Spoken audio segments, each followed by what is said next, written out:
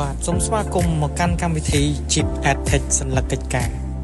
នៅក្នុងកម្មវិធីយើងមានប្រវត្តិរូបសង្ខេបការធ្វើតេស្តសញ្ញាកិច្ចការកម្រិតជាតិការធ្វើតេស្តសញ្ញាកិច្ចការកម្រិតអន្តរជាតិនិងកម្មវិធីប្រកួតប្រជែងបែបកំសាន្តលក្ខណៈសិក្សាផ្សេងៗទៀត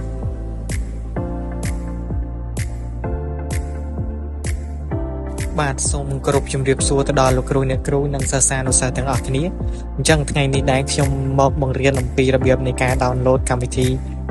ទូរស័ព្ទដៃសញ្ញាកិច្ចការ Chip Attach បាទជាដំបូងយើងចូលមកកាន់ App Store ឬក៏ Play Store បន្ទាប់មកយើងចុចកន្លែង search bar យើងវាយពាក្យថា Chip Attach យើងឃើញពាក្យ Chip Attach យើង select លើពាក្យ Chip Attach បន្ទាប់មកយើងឃើញកម្មវិធីមួយដែលមានរូបពណ៌ខៀវហើយនឹងឈ្មោះថា Chip Attach យើង download កម្មវិធីនេះមកបាទអញ្ចឹងយើងរងចាំប្រហែលជា2នាទីឬក៏1នាទីតាមល្បឿនអ៊ីនធឺណិតរបស់លោកគ្រូអ្នកគ្រូនិងសិស្សានុសិស្សបន្ទាប់ពី download រួចរាល់យើងចូលចុចទៅលើពាក្យ open បន្ទាប់មកយើងបានចូលទៅក្នុងកម្មវិធី Chip Attach ហើយនេះគឺជាកន្លែងintroduction នៃកម្មវិធីរបស់យើងបន្ទាប់មកយើងចុចពាក្យចាប់ផ្ដើមហើយយើង allow ឲ្យកម្មវិធីផ្ញើសារជាសារជូនដំណឹងទៅកាន់ទូរស័ព្ទដៃរបស់អ្នកទាំងអស់គ្នាបន្ទាប់មកយើងចុចទៅលើប៊ូតុងណាមួយដើម្បីចូលទៅកាន់គណនីរបស់លោកគ្រូអ្នកគ្រូនិងសិស្សានុសិស្សបាទអញ្ចឹងយើងចុចទៅលើពាក្យថាចូលគណនីបន្ទាប់មកយើងមាន3ជម្រើសទី1គឺយើងអាចចូលតាមលេខទូរស័ព្ទទី2យើងអាចចូលតាមប្រព័ន្ធ Google ទី3បើសិនជានៅលើទូរស័ព្ទ iOS យើងអាចចូលតាមរយៈ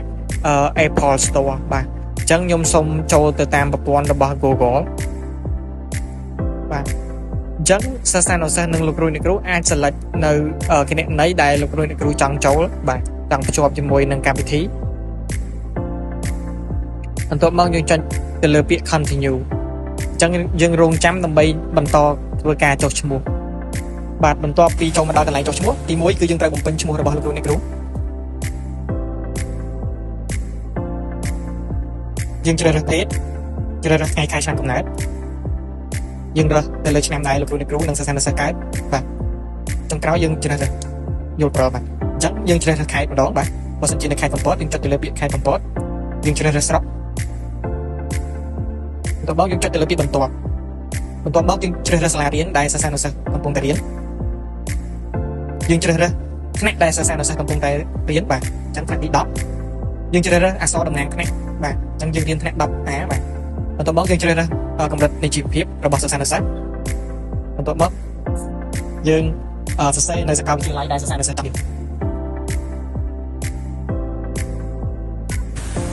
បន្ទាប់មកយើងជ្រើសរើសពាក្យបន្ទាប់បាទយើងសរសេរមុខជំនាញដែលសិស្សានុសិស្សចង់រៀនយើងជ្រើសរើសកម្រិតភាសារបស់សិស្សានុសិស្សជ្រើសរើសចំនួនបងប្អូនដែលសិស្សានុសិស្សមានតើសិស្សានុសិស្សមានពិការភាពដែរឬទេបើសិនជាមានយើងជ្រើសរើសតាម option ដែលមានអញ្ចឹងបើសិនជាមានកំព្រាលភាពយើងអាច select ប៊ូតុងកំព្រាលភាពបាទបន្ទាប់មកចុងក្រោយយើងចុចពាក្យបន្ទាប់ហើយចុងក្រោយគឺយើងជ្រើសរើសរូបរបស់សិស្សានុសិស្សបាទ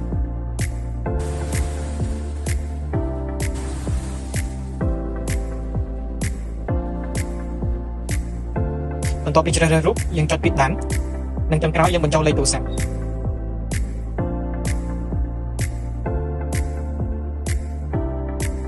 បាទសូមអរគុណលោកគ្រូអ្នកគ្រូនៅពេលដែលយើងរួចរាល់គឺយើងអាចប្រើប្រាស់នៅកម្មវិធីរបស់យើងបាទ